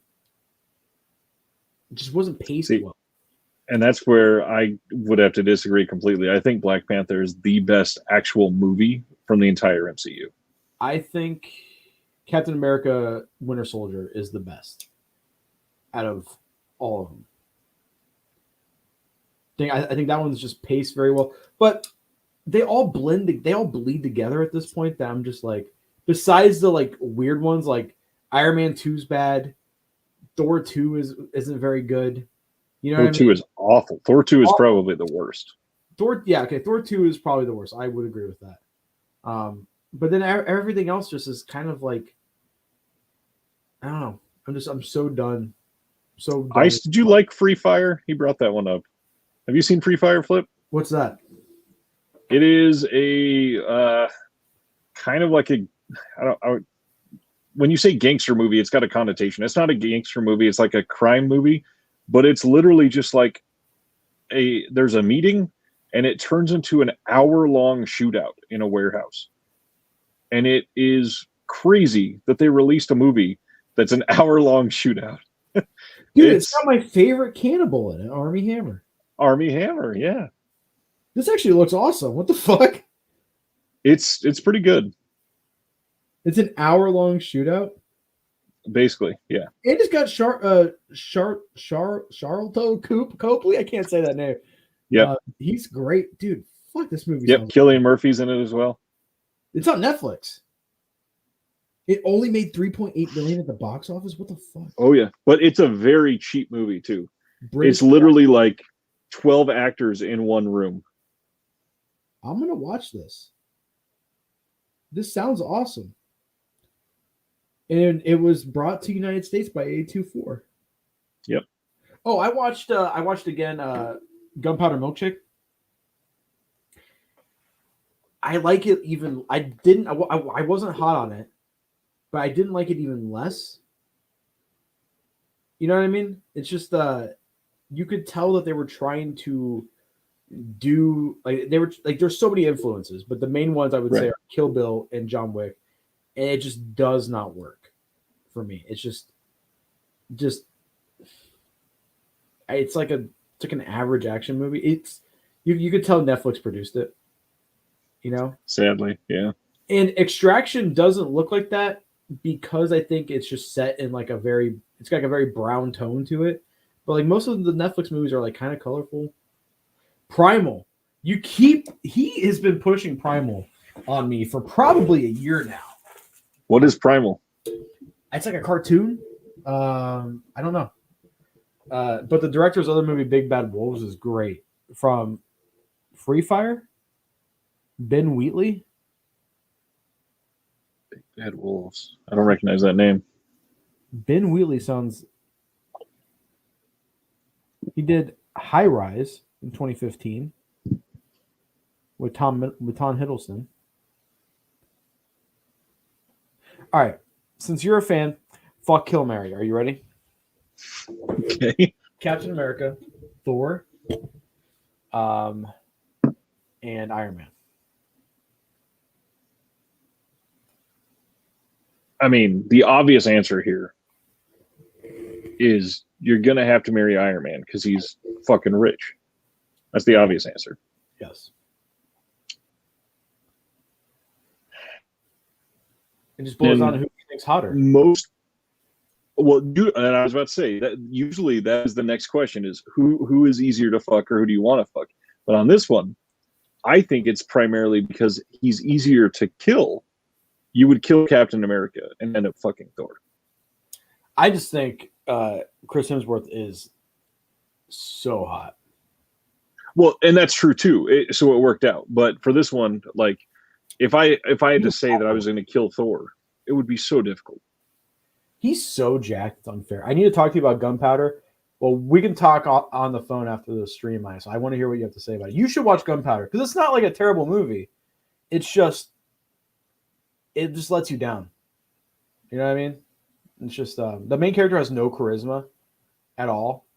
I did like that they did not over-sexualize the female leads at all. Like, It's just girls kicking ass, so that's awesome. But man, I was like bored to tears the second time. I was like, what the fuck am I watching? What's been your favorite Netflix original? I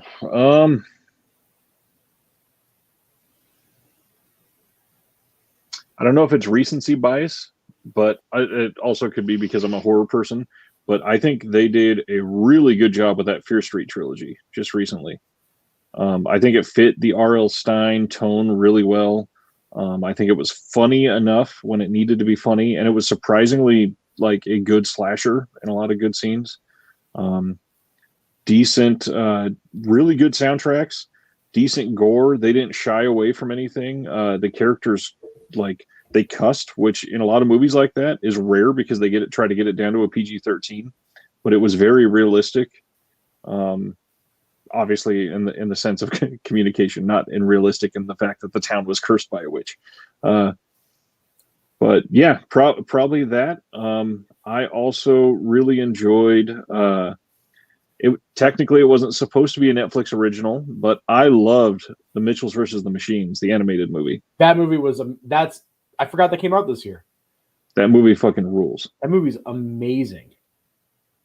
And Zero, by the way, I'm not annoyed by you. I think it's awesome that you keep pushing Primal, because eventually one day you're gonna say it at the right time, and I'm gonna watch it. So keep saying it.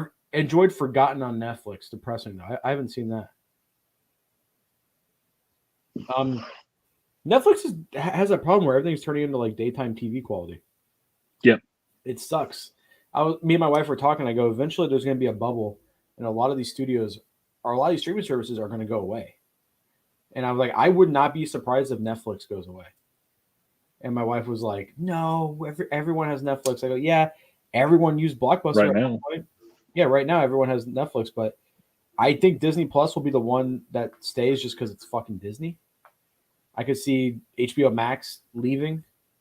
I think once this year is over and all the big, day and date exclusives, because I think they announced 2022 there's going to be like a buffer between. Yep.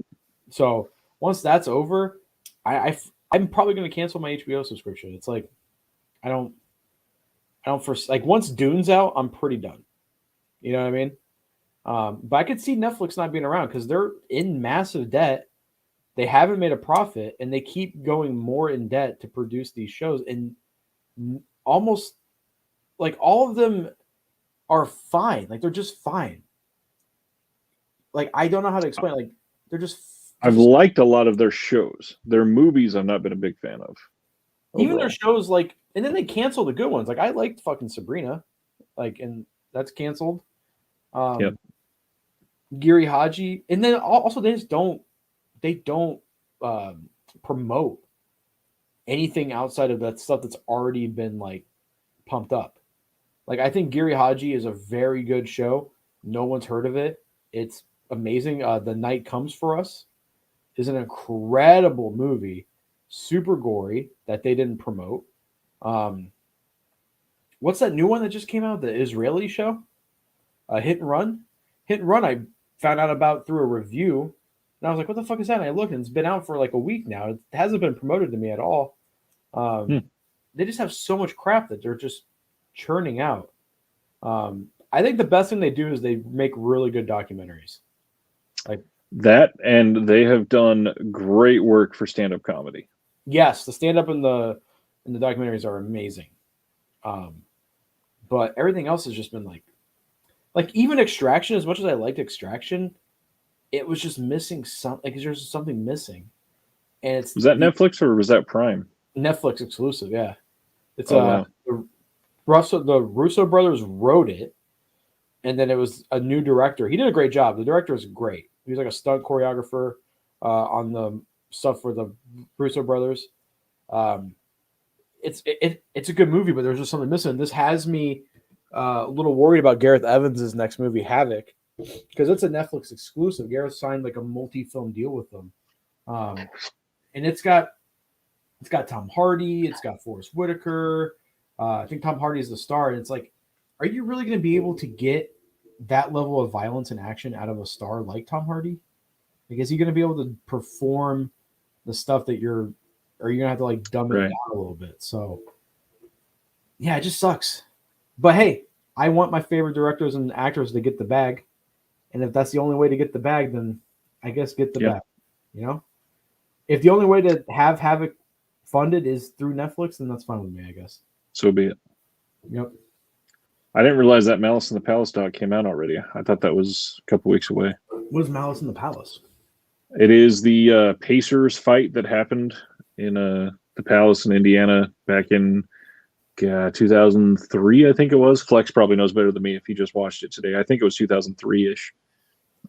That's when Ron Artest and a couple other guys from the Pacers, they were jawing with some of the fans, and then somebody threw a cup at Ron Artest, and the players went up into the stands and they got into a fist fight, and it was insanity. Was it really? Oh yeah, I was huge into basketball around then, and it was 2004. I knew it was around. Did anyone die?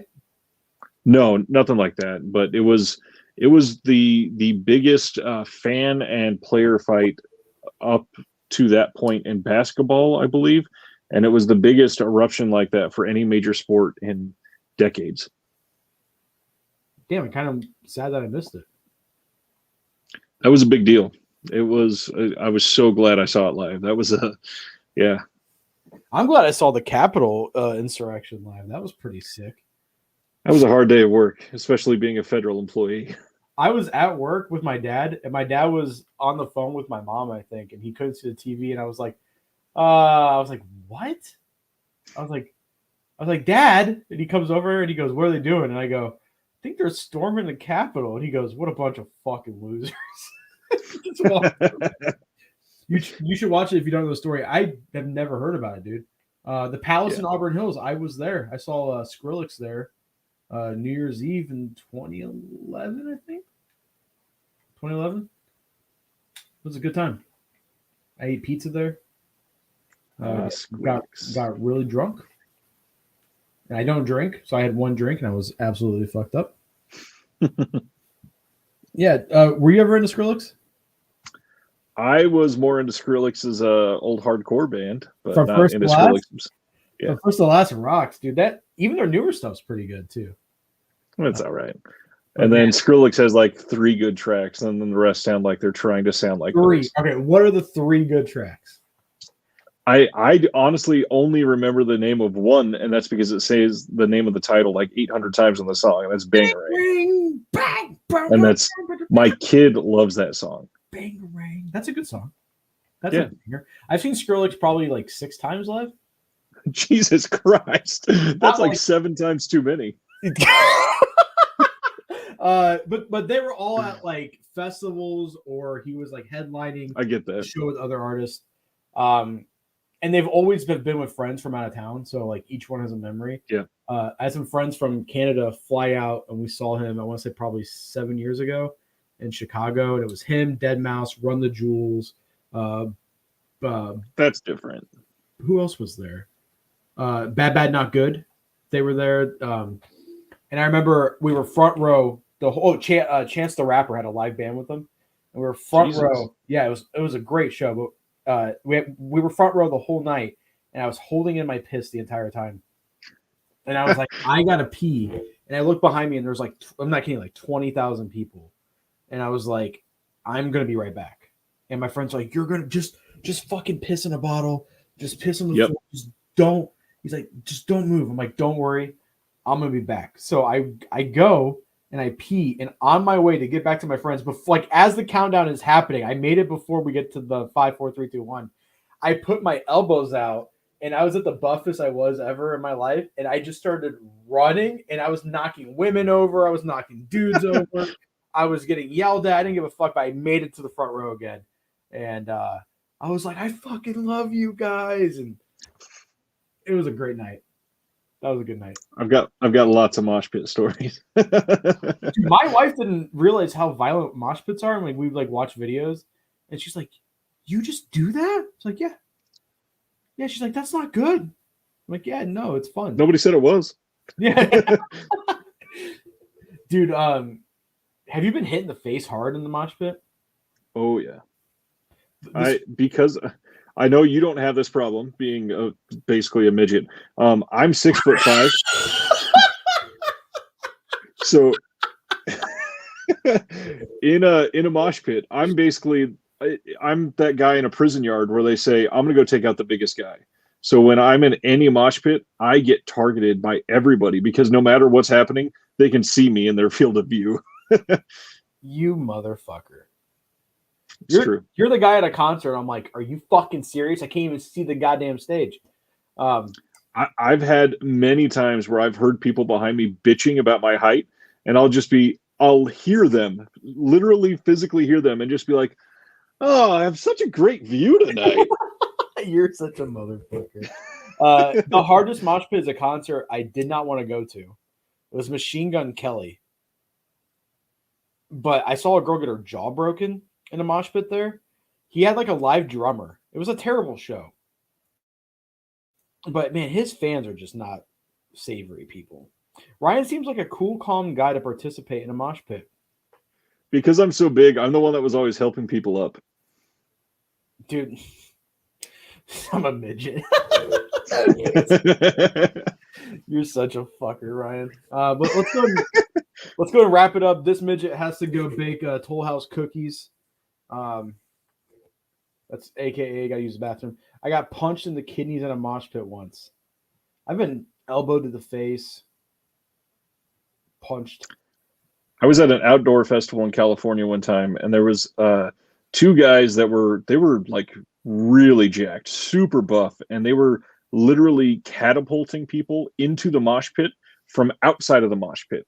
And I was standing in the middle, and I got hit like in the back of my head, and I turned around to see what was going on. And when I turned around, a body flew out of the air and landed on my head, and I felt like my neck collapsed like that into myself, and I got dropped to my knees, and I had to basically get dragged out of the mosh pit. That sucked. That just made me wince. Yeah, it was rough. Neck injuries. In football, we were fucking around at like another school's like wrestling room, like waiting for the game to start. And I was like on one of the wrestling mats, like standing up, like it was like vertical, like those big ass mats. Someone kicked it, I fell on my neck, and I just blacked out. And I remember coming to, and they were like, "We're gonna be late for the game," and I was like, "Oh fuck!" I put a helmet on. I just run out of the field. Probably should have been like, "Hey, I need to see a doctor." Yeah. I think the worst. I tried to lift too much weight. I my ego got too big, and I tried to lift too much weight. I didn't have a spotter, and it went right on my chest, and I was like, damn, fucking stuck. I had to like wiggle all the way. But neck injuries, head injuries are serious. They really are. There's a rap song I like right now, and it goes, I'll stomp you out in my rookie boots. She sucks my dick until she chips a tooth. And I was like, that's so violent. Can you imagine just taking someone's head, just being like, pa, pa, pa. So no, I can't. All right, well, let's go and wrap it up. Ryan, what do you want to? We need to like coordinate a watch. We need to like you even though we haven't, we're still able to talk for an hour and 45 minutes. That's true. That's true. You give me something to watch just off the top of your head. Well, we kind of coordinated Suicide Squad this week. That's true. Well, we did. I have no idea. Watch Brotherhood of the Wolf. I can probably do that. My wife asked to watch that one, actually. Perfect. I'll watch it again with my wife because I do think that movie is pretty rad at times. It's not the end of the world if the bench gets stuck on your chest. Just scream help. No. Never scream help. Did you ever go to Planet Fitness? No. They have a thing called the lunk alarm there. And if someone's like, I got that called on me once, and I wasn't even like lifting weights. I had like dropped a dumbbell on my foot, and I was going, oh, and they sounded the alarm, and there's like two people in there, and I was like, no, I'm in pain. Like, help. I'm so broken down, dude. My joints hurt, my body hurts. I went to the gym last night. I can't fucking pick anything up because my finger's fucked up. It sucks. I love that I started one of my videos a couple months ago. Just so everybody knows, I feel like crap because my kid just kicked me in the lip. That was my intro to a YouTube video. Kids are strong. People my kid kicks me in the face at least once a day, and I'm like, what the fuck? You're going to give me a concussion. Well, And not to mention, my kid, well, one of my kids is going to be fucking huge. I don't know if we've talked about that yet. I have a kid tomorrow. He will be 6.5, and he is already like 4'8". That's nice that your kid is almost as tall as me. That's fucking that is incredible. He's 6. Oh, he's 6. God. He's not even 6.5 until tomorrow, and he's already literally like 4'8" or 9. How much does he weigh? He's a string bean. He weighs like 75 pounds. Jesus, dude. Yeah. He's gonna be a brick shithouse. Oh yeah. That's awesome, man. My kid's my wife's taller than me. And so my theory stands. Got it. Yes, and my dad is taller than me. My dad's like 6'3". He's a big dude. I just got the watch. I got the Italian genes. That sounds tiny. I'm just kidding. Although I do have 2 sisters that are both over 6'1". So are you fucking? Where are you guys from? Iceland? What's wrong with what the fuck? My dad is 6'8". My uncle's 6'9". My grandma shrunk down to 6'2". My grandparents in Southern California were a part of this rich elite white people club called the Tip Toppers, and they literally had a height requirement to be in this club. That's sizest, and I'm offended. But that's okay, because you can't even look him in the eye. My dad's really tall, and he always like if like we play fight, you know. I'm like, Dad, I'm so strong, like I will just fucking rip you in half. And he's like, if you can reach me, and he'll just like hold his hand out. I'm like, fuck you, Dad. And then my dad was married before my mom, so I have 2 half brothers that are fucking giants, like 6'8". And then my wife's family is all tall. So I'm like, great, my daughter is going to be like 6'3", 6'2", and I'm going to be her 5'6", 5'7" dad. I'm going to be the stereotype. 5'6", let's be honest. I'm the stereotype Italian. Yep. I'm stocky. I'm short. I'm hairy. It's hard to shower. Yeah. It's hard to shower. What was it? The other day, I went into the other bathrooms. We have 2 bathrooms because this one's clogged. My wife shaved her legs and stuff. I think she shaved a cat because it clogged. So I was taking a shower in the other one, and I had to literally stand on my tippy toes to get the faucet head and turn it to the direction I wanted it to be. And I was like, this is not fair. I have a picture from my honeymoon with my wife. And the first hotel, we did a road trip through California on our honeymoon. And my first night, I'm in the shower of this tiny little bathroom, and I am taller than the roof. So I was standing like this, and I was touching the roof, and the shower head was below my nipple. It must be so hard, Ryan. It really is. There's literally only like 10 types of car I can buy. Sucks. Oh, poor thing. You know what sucks though, because I don't know if it shows on camera, but like I'm wide. Like I'm just like a wide dude. I don't know if it shows. I mean, do I have pants on? Yes, I do. Like, I'm just like a wide dude. I have like a huge shoulder length, and I lift weights, and it just fucking sucks. So like all my shirts have to be like double X or triple X, even though I'm not like that overweight. It just, and then my waistline. Growing up, I would have to buy pants because I was so fat when I was younger. I'd wear like a 48-inch waist, but most people with a 48-inch waist are giants.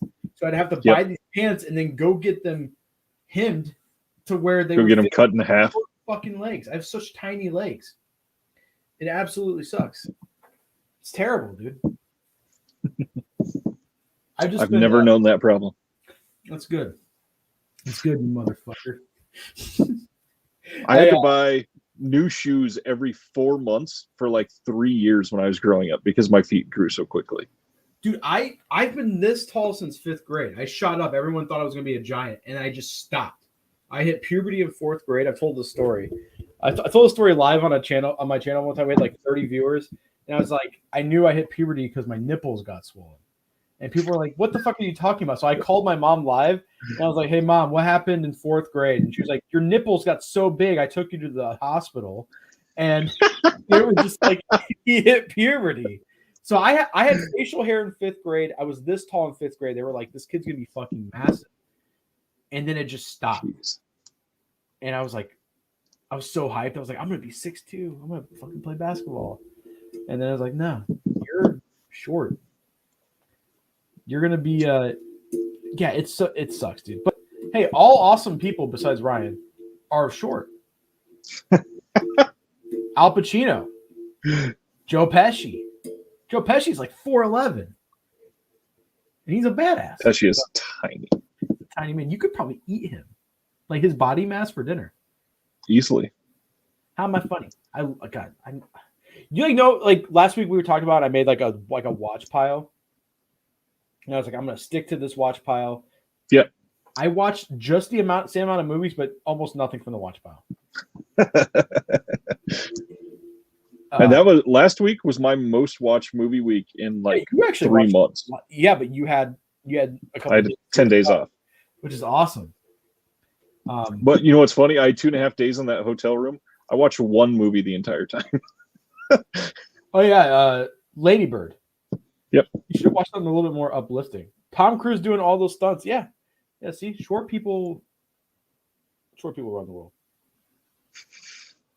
It does suck though, because my dad's family is all like very wide too, but they're all tall. And then my mom's side of the family, all the guys are stereotypical Italian. We're all short, we're all balding, and we're all just super wide. Like my Uncle Tony is he's a brick shithouse. He like also works out, and he is just. I'm kind of glad I'm short in some ways, because like I honestly wish I was a little shorter. You say little, you mean like an inch or two? You don't like 5'6". Not at all. No, I said a little shorter. Not at all. Like 6'1" or 2 would be great. 6'5" is stand out in a crowd tall. Yeah, that's true. I do kind of blend in with the bushes. So that's just nobody can see you over the bushes. Dude, it does suck living here because everyone knows who I am, so I can't go anywhere. Even growing up, I wasn't allowed to go to the town over, but I'd sneak over to the mall. And people would come to the restaurant and be like, "Hey, I saw your son at the mall," and I'm like, "God, fucking damn it!" I just want to be. But it does like my like height. It does help, like, because I'm really into powerlifting, and it does help. Flex. Ryan wishes he could fit in showers. Yeah, Ryan, you wish you could. It's true. That's true. That's the best comment. I kind of want to pin this comment once. You're gonna go back and retitle the stream. Ryan wishes he could fit in showers. I might actually do that. Yeah. I just wish I could. I don't have to move the seat up when my wife drives the car. You know, that's what I wish. Hey, didn't you need to go to the bathroom? Yeah, I did, but then it went away. My wife did say that when we first got together, she thought it was hot that I didn't care. And I was like, you have no idea how bad it fucked with me on the inside. I was like, you have no idea. I'm not confident at all in any way. She's like, yeah, you just played it off. I was like, that's all acting. I was very like, I don't give a fuck. Whatever, you know. Get him an old person. My wife is tall for a female, and I'm still 10 inches taller than her. How tall is your wife? 5'7", 5'7.5". Yeah, my wife's about 5'7", 5'8". So I thought that you're about to be. My wife's tall for a female, and then you're gonna be like 6'2", and I was like, even your wife is taller. My first wife was 6'1". You're married before? Yes, sir. What the fuck? That's religion fucking with you. Religion. My wife's. I haven't dated someone not religious. My girlfriend of 10 years was religious as well, but toxic.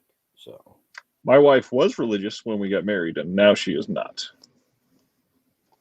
I think I'm doing that to my wife. I think I'm slowly breaking down the walls.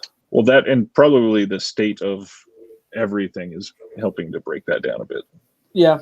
I mean, she still believes, she still reads the Bible and shit. Like tonight, she was like, "Can I buy this Bible? It's in Hebrew." I'm like, "You don't even speak fucking Hebrew. What are you doing?"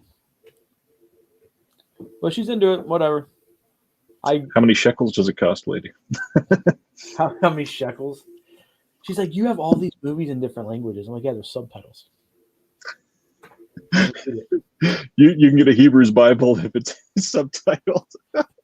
You can have a Hebrew Bible that has subtitles, which is just a normal Bible. A Bible, yeah. Well, let's go and wrap it up. Guys, thanks for watching. We love you all. Another 2-hour episode. It never feels like 2 hours. Breaking the Walls of Jericho. Isn't there a band called The Walls of Jericho? Yep. It always comes back to music at the end. Every time. But we will. I'm streaming Thursday night, by the way, 8 o'clock Central. Thursday 8? Come on over. Thursday at 8. Which is perfect. That's about when the rush starts to die down at the restaurant. So I'll be able to hop in, or at least listen to it, and hop in and chat a little bit. But next week we'll talk about this. And we'll do a review on it. Do like our first actual review. Do a little deep dive. I'm still just weird. Like, why Scream Factory? Like, the monster's in it for like maybe 15 minutes. Just seems like a weird choice. That's enough. Studio Canal has some of the weirdest stuff that they license. Because it's also a French movie, and Studio Canal is based in Europe. So. Okay. Well, that makes sense. This is a French movie, isn't it? Yep. Mark DeCosta. That's why Vincent Cassel is in it. He didn't speak English during this movie. I miss early 2000 movies like this. They don't make movies like this anymore. That's because it is very difficult to find a mid-budget movie. Everything either costs $50,000 or $120 million. Did you see the Matt Damon episode of Hot Ones? Not yet. It's on our watch later list. Sean Evans, the host, asked him, why aren't there any mid-budget, like not that many mid-budget movies anymore? And Matt Damon said, if you get a budget of $25 million, you have to spend $25 million to market the movie. So right there, you're in for $50 million. And then every ticket sale, you have to split with the movie theater. So you have to make $100 million technically before you even break even. Yep. And he said back in the day, DVD sales used to accommodate. They used to, help with the budget. But now physical media sales are so down, which is kind of surprising since, we're so, like, our heads are so into this world that it's like when someone says, oh, DVD sales are down year over year, it's like, really? Because I'm in groups of like 50,000 people who just love physical media, but it's a damn shame because I think we're not going to have a certain type of movie anymore. Right. In the future. I mean, or unless they just go straight to Netflix or whatever, but it's just, it's kind of weird. It's sad because I thought this movie was really special. But man, I can't wait to talk about the females in this movie. They're great. So anyways, guys, that'll be it. We'll see you next week.